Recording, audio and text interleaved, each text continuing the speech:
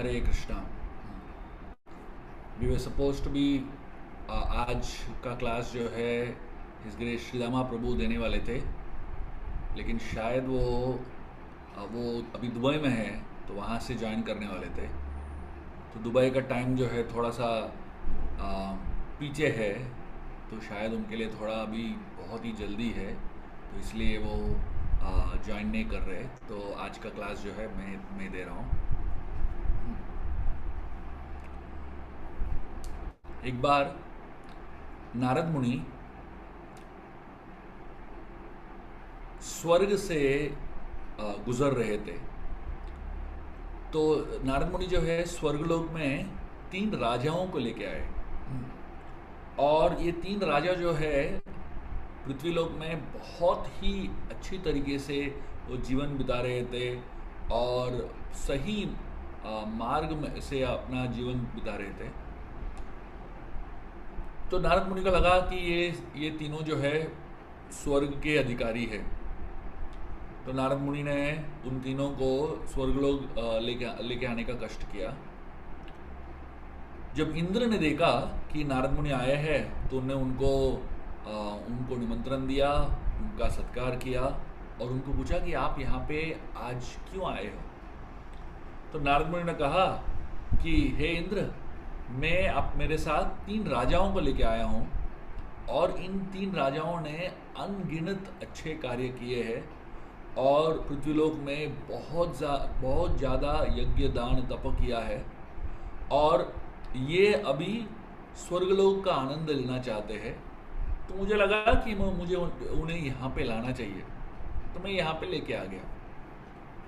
तो इंद्र जो है उसको अच्छा नहीं लगा कि नारद मुनि ऐसे ही उनको स्वर्गलोक लेके आ गए। तो उन्होंने नारद मुनि को कहा कि हे नारद, स्वर्ग जो है ऑलरेडी भरा हुआ है, यहाँ पे कोई जगह नहीं है, तो आप लेके आए हो तो मैक्सिमम मैं 2 लोगों को ले सकता हूँ, तीसरा व्यक्ति जो है उसको निकालना पड़ेगा, उसके लिए यहाँ पे जगह नहीं है, 2 ही लोग यहाँ पे रह सकते हैं। तो नारद मुनि ने कहा अभी इन तीनों में से किसको आप स्वर्गलोक में लेंगे और किसको तिरस्कार करेंगे। तो इंद्र ने ये तीनों को देखा और इंद्र ने कहा ये जो तीसरा राजा है, एक बार उसने गलती कर दिया दान देने में। इंद्र ने कहा मैं खुद एक बहुत दरिद्र व्यक्ति के रूप में उसके पास गया था और मैंने उससे एक सोने का लकड़ी मांगा, तो उसने सोने के लकड़ी देने की जगह पे उसने एक साधारण लकड़ी दे दिया। तो मैंने कहा मुझे सोने का लकड़ी चाहिए, तो उसने चंदन का लकड़ी दिया, उसके बाद एक टीक वुड का लकड़ी दे दिया, लेकिन कभी भी उसने सोने का लकड़ी नहीं दिया। इसलिए ये स्वर्गलोक नहीं आ सकता है, इसको मैं तिरस्कार कर रहा हूं। तो उसके बाद इंद्र जो है दूसरे राजा की तरफ मुड़ा और उसने कहा इसमें भी गड़बड़ है, इसने भी गलती किया है। मैं एक बार मैं एक सारथी के रूप में उसके पास गया था और मैंने उससे उसके घोड़े मांगे, तो उसने मुझे एक घोड़ा दिया, उसके बाद दूसरा घोड़ा दिया, उसके बाद तीसरा घोड़ा दिया, लेकिन जब मैंने उसको चौथा घोड़ा मांगा उसने ना बोल दिया। उसने कहा मुझे एक घोड़ा तो चाहिए मेरा रथ चलाने के लिए, तो इसलिए उसने मुझे चौथा घोड़ा देने से मना कर दिया। और क्योंकि उसने दान देने से मना कर दिया, इसका जो दान है वो इनकम्प्लीट है, ये व्यर्थ है, तो उसको भी भगा दिया स्वर्गलोक से। और उसके बाद इंद्र जो है तीसरे राजा की तरफ मुड़े। तो नारद मुनि ने कहा एटलीस्ट इसको तो ले लो, 2 लोगों को तो आपने भगा दिया, तो तीसरे को तो ले लो आप। इंद्र ने कहा नहीं, इसमें भी गड़बड़ है। उन्होंने कहा एक बार मैं इसके पास गया था और उससे मैंने गोदान मांगा, तो इसने मुझे 100 गाय दान दी है। लेकिन दान देने के बाद जो है ये अपने दोस्तों के पास गया और बोलने लगा मैंने 100 गाय दान दे दिए। और क्योंकि उसने दान देने के बाद उसके बारे में बोलने लगा, उसके बारे में एडवर्टाइजमेंट करने लगा, तो ये उसकी गलती है। तो दान देने के बाद जो है कभी भी ढिंडोरा नहीं पीटना चाहिए, मैंने दान दे दिया। दान दे के छोड़ देना चाहिए। और क्योंकि उसने दान देने के बाद जो है ढिंडोरा पीटा, तो उसका दान जो है वो विफल हो गया। वो दान का जो शुद्धता है वो चला गया। इसलिए ये भी स्वर्गलोक में नहीं आ सकता है।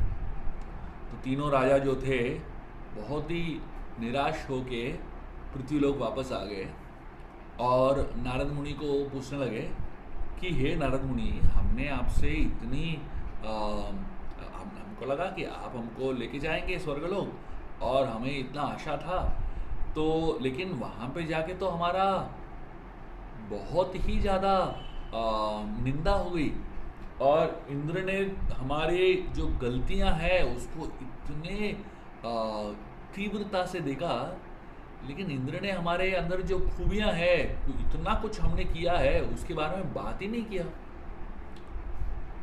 तो उनने पूछा ये क्या सही है? तो नारद मुनि ने उनको कहा आप चिंता मत करो, आप निराश मत हो। तो नारद मुनि ने कहा मैं आपको एक बहुत महत्वपूर्ण चीज़ सिखाता हूँ। आपने इंद्र की पूजा की और इतने सारे यज्ञ किया उसको प्रसन्न करने के लिए, ताकि आप जाके स्वर्ग में निवास कर सको।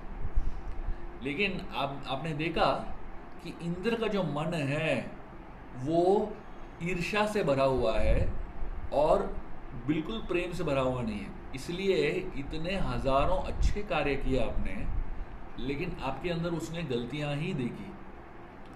तो ऐसे इंद्र को आप इतना महत्व दे रहे हो, ये क्या सही है? तो सारे राजा समझ गए कि हमने गलती कर दिया, कि हमको लगा कि इंद्र की हम पूजा करेंगे तो हमको स्वर्गलोक में जगह मिल जाएगा। तो उस समय नारद मुनि इन सबको इन तीनों राजाओं को कहा कि आप मेरे साथ एक जगह आइए, मैं आपको एक बहुत सुंदर और बहुत महत्वपूर्ण जगह लेके जा रहा हूँ और वहाँ पे आप कुछ अलग ही देखेंगे। तो सारे तीनों राजा जो है नारद मुनि के साथ गए और जब गए नारद मुनि जो है इनको सीधा वृंदावन लेके आए। और जब वृंदावन लेके आए तो उस समय वहाँ पे एक बहुत बड़ा विशाल सा आग लगा हुआ था। बस तीनों राजा जो है बहुत ही बौखला गए कि इतना विशाल आग, मतलब क्या चल रहा है यहाँ पे। बाद में उनको पता चला कि वहाँ पे वृंदावन में किसी का शरीर जल रहा है, कोई किसी का मृत्यु हो गया है और उसका शरीर को जला रहे लोग।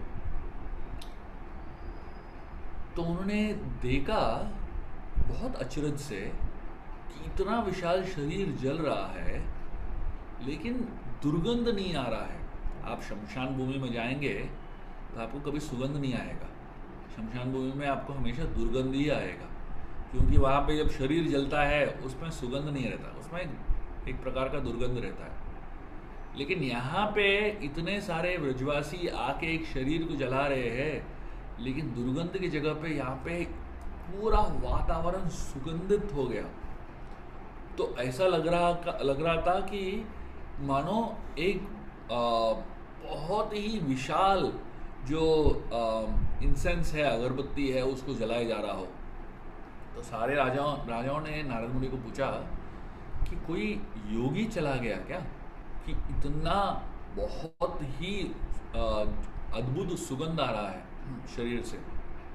तो नारद मुनि ने कहा यहाँ पे योगी की मृत्यु नहीं हुई है, यहाँ पे एक राक्षसी की मृत्यु हुई है, ये पूतना का शरीर जल रहा है।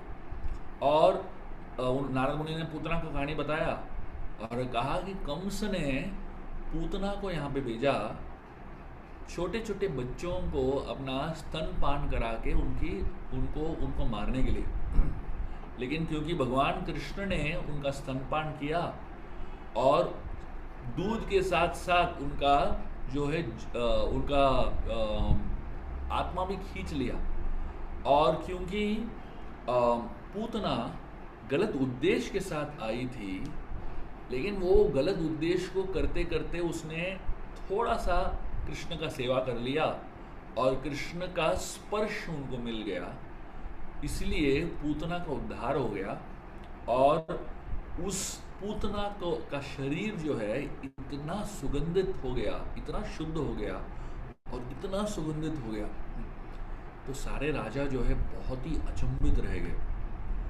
उन्होंने कहा एक राक्षसी को इतना बड़ा पदवी कैसे मिला, एक राक्षसी का इतना बड़ा परिवर्तन कैसे हुआ।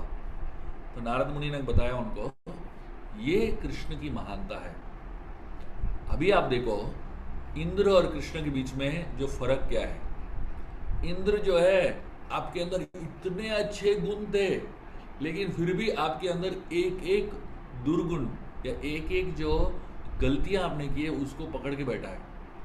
लेकिन यहाँ पे कृष्ण जो है, पूतना के अंदर इतनी सारे दुर्गुण है, इतने सारे गलतियां पूतना ने की है, लेकिन पूतना ने एक अच्छा चीज किया। क्या है वो अच्छा चीज? कृष्ण को स्तनपान कराने की कोशिश की। उन्होंने एक क्षण के लिए कृष्ण को अपना पुत्र मान लिया, कृष्ण को अपना जो दूध है अर्पण करने के लिए कोशिश कर रही थी। वो एक छोटी सी अच्छाई के लिए कृष्ण ने उसको इतना बड़ा पदवी दे दिया, इतना महान मोक्ष जिसके लिए योगियां इतना तपस्या करते हैं वो दे दिया।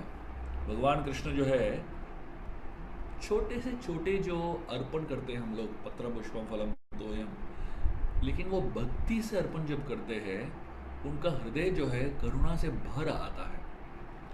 और ऐसा नहीं कि हम लोग बहुत बड़ा बड़ा चीज भगवान को दे रहे हैं, छोटा सा ही चीज दे रहे हैं।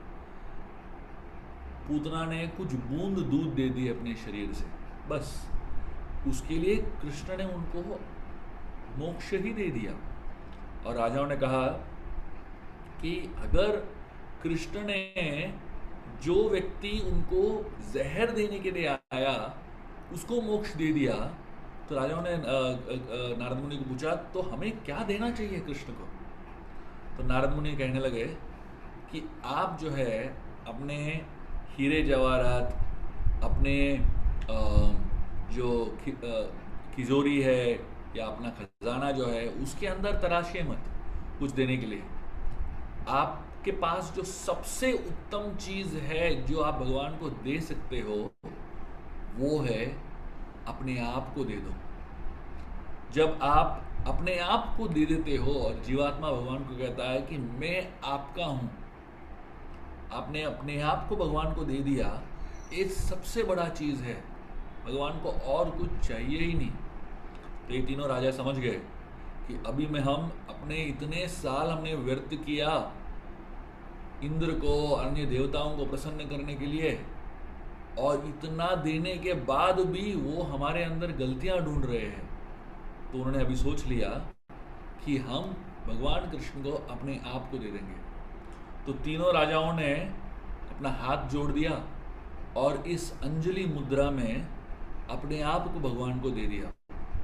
और जैसे ही ये तीनों राजाओं ने अपना हाथ जोड़ा भगवान के सामने और अपने आप को भगवान को देने के लिए तैयार हो गए, तुरंत उसी क्षण तीनों भगवत धाम पहुंच गए। उसी क्षण तीनों जो है भगवत धाम पहुंच गए और उनका जो भौतिक जीवन है खत्म हो गया और तीनों जो है भगवान के शरण में पहुंच गए और भगवान ने उन तीनों को स्वीकार कर लिया। भगवान कृष्ण बहुत ही अद्भुत है और उनका एक बहुत सुंदर नाम है जो इस उनका गुण उससे समर्पित है। उनका ये नाम है दशार्ह। दशार्ह मतलब क्या है? दश मतलब गिफ्ट या भेंट, अर्ह मतलब क्या है? जो उत्तम भेंट है, जो उनके लिए देने के लिए लायक है, उसको अर्ह बोलते हैं। दश आर्ह मतलब है वो व्यक्ति जो आपके भेंट स्वीकार करने के लिए तैयार है, सक्षम है, और वो ही एक व्यक्ति है जो आपके भेंट स्वीकार करने के लिए लायक है। हम इस दुनिया में सबको भेंट देना चाहते हैं, सबको गिफ्ट देना चाहते हैं। और हम क्यों गिफ्ट देते हैं? रूप गोस्वामी इस उपदेशामृत में ददाति प्रतिगृणाति गुह्यम आख्याति प्रचिति कहते हैं ना, षड्विधा प्रीति लक्षणम, 6 चीज़ें हैं जिससे हम लोगों से प्रेम उत्पन्न कर सकते हैं। तो हम लोग जो है इस दुनिया के लोगों को भेंट दे के हम लोग उनसे प्रेम उत्पन्न करना चाहते हैं। कॉरपोरेट्स में कॉरपोरेट गिफ्टिंग देते रहते हैं, अपने एम्प्लॉयज़ को गिफ्ट देते हैं, क्लाइंट्स को गिफ्ट देते हैं। बर्थडेज में आप किसी न किसी को गिफ्ट देते हो, कोई ना कोई आपको गिफ्ट देता है। शादी एनिवर्सरीज में आप किसी को गिफ्ट देते हो, कोई आपको गिफ्ट देता रहता है। इस दुनिया में बहुत गिफ्टिंग चलता रहता है कि नहीं? त्योहारों में कोई ना कोई आपको गिफ्ट देता है, आप किसी न किसी को गिफ्ट देते रहते हो। तो इस दुनिया में गिफ्टिंग बहुत चलता रहता है। लेकिन अगर और यूजुअली ऐसा होता है कि आप चाहे कितने भी गिफ्ट लोगों को दे दो, जब आपको गिफ्ट मिलता है तो आप थोड़ा सा परेशान ही रहते हो, थोड़ा सा निराशा रहते हो, अरे इतना ही मिला। तो आपका अपेक्षा है कि कोई बड़ा गिफ्ट मिल जाए, अब हमेशा अपेक्षा रहता है कि कोई कीमती गिफ्ट मिल जाए। लेकिन जब आपको मिलता है, कुछ मिलता ही नहीं है। तो अगर आपको किसी को गिफ्ट देना ही है और किसी के साथ संबंध बनाना ही है, तो आप भगवान कृष्ण को भेंट दीजिए। और सबसे उत्तम भेंट जो आप भगवान कृष्ण को दे सकते हो वो अपने आप को ही दे सकते हो। और जैसे ही आपने अपने आप को दे दिया, भगवान कृष्ण आपको सबसे उत्तम गिफ्ट वापस देते हैं। वो क्या देते हैं? वो अपने आप को देते हैं, और उसके साथ साथ आपको ऐसा स्थान देते हैं जहाँ से आपको वापस आने की ज़रूरत ही नहीं है। आइए आज हम अपने आप को भगवान कृष्ण को शरण दें और अर्पण करें, और इस अर्पण से भगवान कृष्ण प्रसन्न होते हैं। और जैसे पूतना को इतना उत्तम स्थान मिला और इन 3 राजाओं को इतना उत्तम स्थान मिला, वैसे ही एक न एक दिन हमें भी उस उत्तम स्थान का ग्रहण और उस उत्तम स्थान पे जाने का मौका मिलेगा। बहुत बहुत धन्यवाद। हरे कृष्णा।